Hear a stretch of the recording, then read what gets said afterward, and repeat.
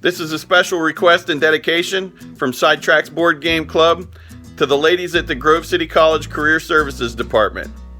A little tutorial on one of my favorite games as a kid when I was growing up, Careers.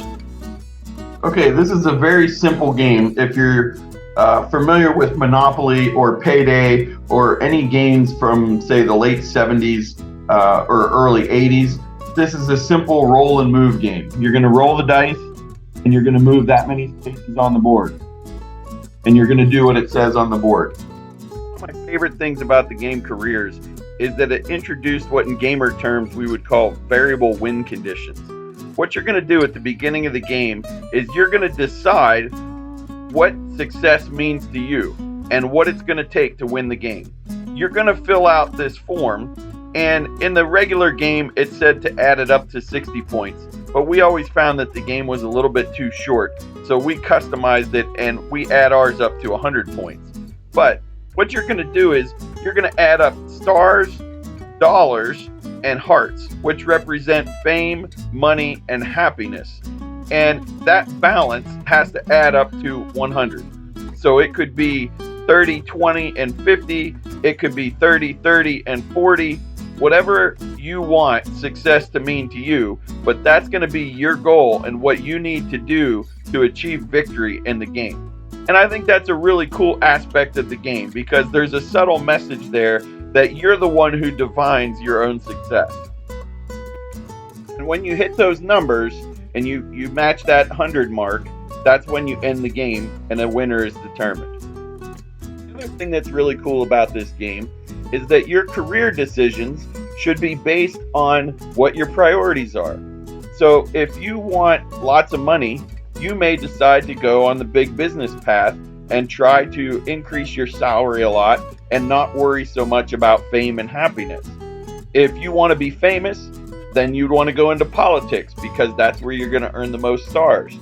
And if you want happiness, you would want to go to sports because that's where you're going to get the most hearts.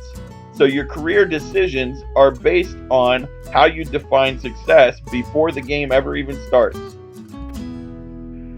So you're going to travel around the board by rolling 2 dice, and when you decide to go into a career path, you're going to roll 1 die. And a lot of times you have to pay to enter that career path. But once per game, you can decide to go to college.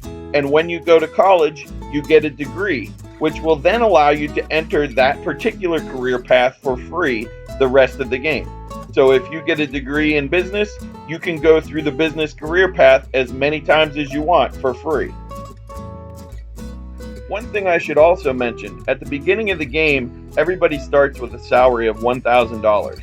And every time you go around start, kind of like when you go around Go and Monopoly, you get that amount of money. But in Monopoly, everybody gets 200 every time they go around Go. In this game, when you go to college and when you do different career paths, you can increase your salary. And so when your salary goes up, you get more every single time you go around start. I should also mention the Opportunity Knocks and the Experience cards.